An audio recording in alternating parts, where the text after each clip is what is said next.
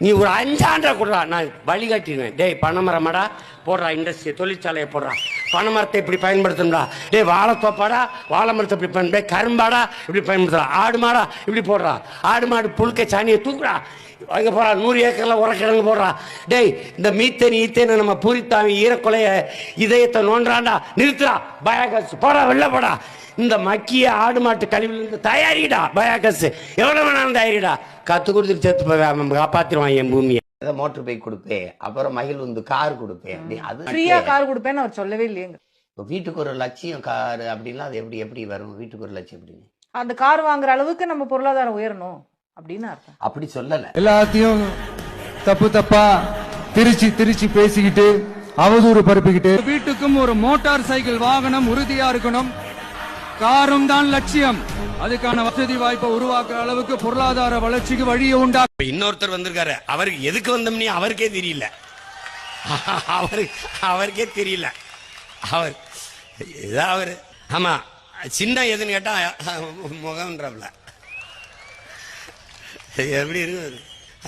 ஐயோ அறிவு சமூகமே, ஆன்றோரும் சான்றோரும் இருந்த அரசியல் செஞ்சது ஞானி அடிகளார், நம்ம பாட்டி அப்பத்தா அஞ்சலை அம்மாள், முடைய பாட்டங்க தாத்தங்க எல்லாம் பாரு. 108 தொகுதியில வென்றும் முதலமைச்சராக முடியல. 2ஆம் இடம் வந்த திமுகவோட தலைவர் ஸ்டாலின் தோத்து போய் எதிர்க்கட்சி தலைவர் ஆக முடியல. தன் தொகுதியில வென்றும் எடப்பாடி பழனிசாமி 3ஆம் இடத்துக்கு போய் எதிர்க்கட்சி தலைவர் ஆக முடியல. எப்பேற்பட்ட ஒரு இடியாப்ப சிக்கல்ல தமிழ்நாடு மாட்டிருக்கு அப்படிங்கிறத பார்க்கலாம்.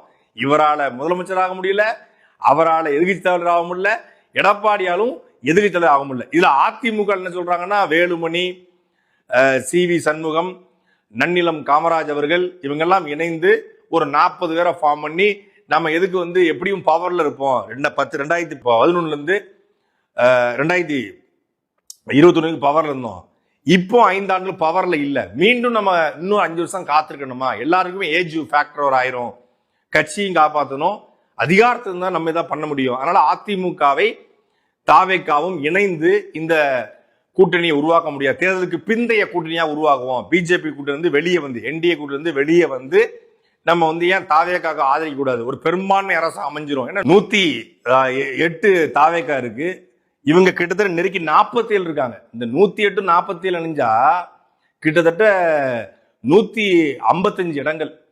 155 இருக்கிறது பெரும்பான்மையான அரசு. அதிமுக தாவேக்கா அரசு பெரும்பான்மை அரசாயிரும். அவங்க வந்து என்ன கேட்பாங்கன்னா, துணை முதலமைச்சர் கேட்பாங்க, ஒரு 10 அமைச்சர்கள் கேட்கறாங்க. அதாவது ஒரு செய்தி, அது வந்து உறுதிப்படுத்தப்பட்ட செய்தியா இல்ல வந்து காற்றல் வர செய்தியா இல்ல, 10 அமைச்சரவையில 10 அமைச்சர்கள் 2 துணை முதலமைச்சர்கள் கொடுக்க சொல்லுங்க, கொடுத்தா இந்த பேச்சுவார்த்தை தொடரலாம்னு வந்திருக்கு. ஒருவேளை அது கூட அமைவதற்கான சாத்தியக்கூறுகள் இருக்கு. அதே போல இந்த டைட்டான கூட்டணியா இருக்கக்கூடிய காங்கிரஸ், கம்யூனிஸ்ட், பிசிக இணைந்த 118 சட்டமன்ற உறுப்பினர் அமைந்த ஒரு கூட்டணி. அவர் தான் சொல்லிட்டாரு, ஆட்சியிலும் பங்கு அதிகாரத்திலும் பங்கு, நம்ம நம்பி சில பேர் வரலாம் இல்லையா, அவங்களுக்கு நம்ம வந்து மதிக்கணுமா இல்லையா அப்படின்னு விக்கிரவாண்டி கூட்டத்திலே விக்கிரவாண்டி மாநாட்டிலேயே விஜய் அவர்கள் சொல்லியிருந்தார். அந்த அடிப்படையில தன்னை நம்பி வர்றவங்களை மதிச்சு அவர் அமைச்சரவையில பங்கு கொடுக்கலாம். அப்படி பங்கு கொடுத்தா என்ன நடக்கும் அப்படிங்கிறது அடுத்தடுத்த காலகட்டம். ஒரு நல்லது கூட செய்யலாம், தப்பும் செய்யலாம். நல்லது செய்ய பாராட்டுவோம், தப்பு செஞ்சா எதிர்த்து கேள்வி கேட்போம், அது வேற விஷயம். ஒரு வரும்போதே இது நாசமா போயிடும், இது விளங்காது, இது உருப்படாது, நல்ல அரசே கிடையாது அப்படின்னு நம்ம சொல்ல முடியாது. அது நல்ல அரசா கூட அமையலாம். ஆனால் இந்த கூட்டத்தை வைத்துக்கொண்டு நல்ல அரசு அமைக்க முடியுமாங்கிற கேள்வி இருக்கு. ஏன்னா சில பேர் இந்த முகத்தை வச்சுக்கிட்டா அப்படிங்கிற மாதிரி இருக்குல்ல, மேனேஜர் அந்த மூஞ்சி கொண்ட இல்லை அடங்கிற மாதிரி நல்லவங்களா நீங்க அப்படிங்கிற மாதிரி ஏற்கனவே இருந்தவர்கள், அதிகாரத்தில் இருந்து அதிகாரத்தை சுவைத்து இந்த கரப்ஷன், கலெக்ஷன், கமிஷன் எல்லாம் பார்த்த ஒரு கூட்டத்தை வச்சுக்கிட்டு நல்லது பண்ணிட முடியுமாங்கிற கேள்வியும் இருக்குது. ஒரு சவாலான சூழ்நிலையில தமிழ்நாடும் தமிழக வெற்றி கழகமும் மாட்டிருக்கு. நீங்க எங்க இவ்வளவு தூரம்? அரசியல்வாதிகள்னால தியாகிகள் தானே. நம்ம ஊர்ல ஒரு பழமொழி உண்டு, இடுக்குல மாட்டின எலியும்பாங்க. பழம் வந்து நல்லா பழுத்திருக்கு, சாப்பிட முடியல. பால் நல்ல சுண்ட காய்ச்சி வச்சிருக்கு, குடிக்க முடியல.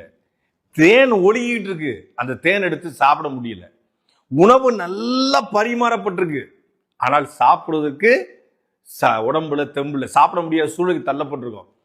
அப்படி ஜெயிச்சாச்சு, 108 எம்எல்ஏவும் அடிச்சாச்சு, 2 ஆண்டுல மாஸ் கிட்ட கொடுத்தாச்சு, ஒட்டுமொத்த இளைஞர்கள் பெண்களுடைய மனசுல இடம் பிடிச்சு ஒரு பக்கா மாசம் மாறி தமிழ்நாட்டுல ஆட்சி அதிகாரத்தை நோக்கி விரைஞ்சாச்சு. ஆனாலும் தனி பெரும்பான்மையோடு முதலமைச்சராக முடியல. இடுக்கிற மாட்டுல எலி. நீங்கள் உங்கள் வாக்கு வங்கி நிரூபிங்கள், அதற்கு பிறகு 2 பேருக்கு தான் இங்க போட்டி என்ற டயலாகே நீங்க பேசணும் தம்பி. இல்லைன்னா மக்கள் உங்களை ஏத்துக்க மாட்டாங்க. 75 வருஷ கட்சி, நீங்க இப்பதான் லாலிபாப் சாப்பிடுற first step Bobby. You are not a hero, you are a little boy for the politics அப்படிங்கறத நான் சொல்றேன். எதிராளிகளை நீங்க குறைச்சு மதிப்பிடவே கூடாது. நிச்சயமா சொல்றேன்.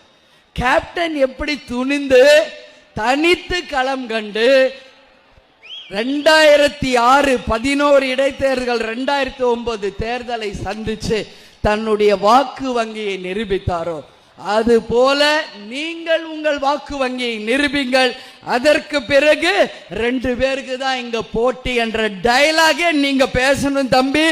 இல்லைன்னா மக்கள் உங்களை ஏத்துக்க மாட்டாங்க. 75 வருஷ கட்சி, நீங்க இப்பதான் லாலிபாப் சாப்பிடுற first step Bobby. You are not a hero, you are a little boy for the politics அப்படிங்கிறத நான் சொல்றேன். அதனால அரசியல் ஒன்று இங்க சாதாரண இல்லை. இப்போ கொஞ்ச நேரத்துக்கு முன்னாடி ஒரு ரூம்ல நானும் அண்ணன் கமலஹாசனும் பேசுற ஒரு டைம் கிடைச்சது. அப்ப நாங்க பேசுறது ஒண்ணுதான். இப்ப சொல்றேன், அரசியல் வேறு, சினிமா வேறு. அது ஒரு தொழில், இது சேவை.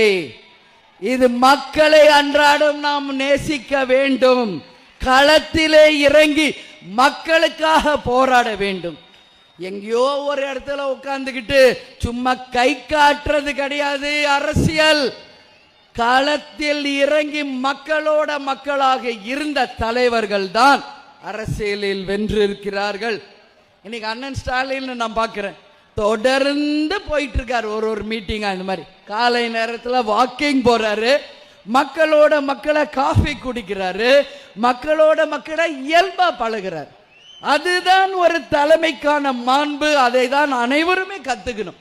இப்ப அண்ணனை பார்த்து எல்லாரும் அந்த மாதிரி வர ஆரம்பிச்சிருக்காங்க. அதனால நிச்சயம் இது வரவேற்க கூடியது என்றை கூறி, நிச்சயம் நாம் அனைவரும் ஒன்று கூடுவோம், வென்றெடுப்போம்.